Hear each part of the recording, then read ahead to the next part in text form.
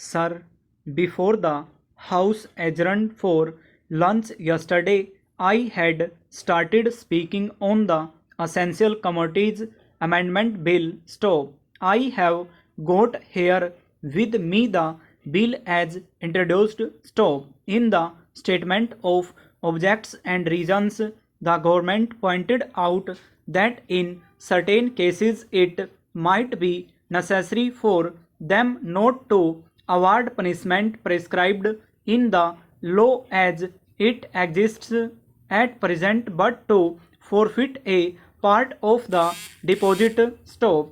This relates to minor offences under the Essential Commodities Act. Stop.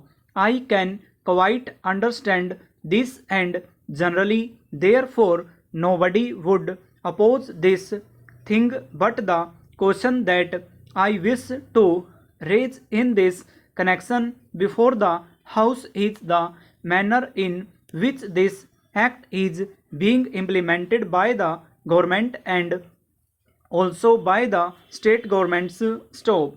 I mention the state governments because here is a measure which is sponsored by the Ministry of Food and Agriculture, and in regard to many aspects of which I believe the central government has concurrent jurisdiction, but much is left to the states. Stop.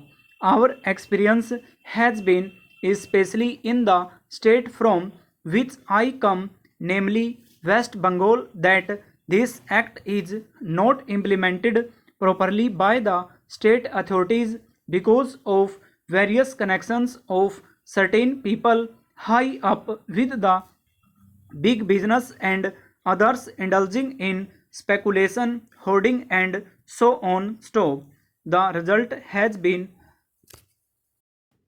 that whatever should be done had not been done. Stop. The central government has not powers under this act to make rules, to give directions to the states, and to supervise the manner in which the particular measure is administered by the states. Stop.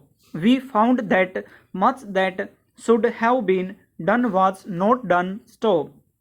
What is the use of talking about punishment of the small fry? Stop. Certainly, if they are guilty, they have to be punished, and the smaller the fry, the minor should be the punishment. Stop. I agree there, but the point. Stop.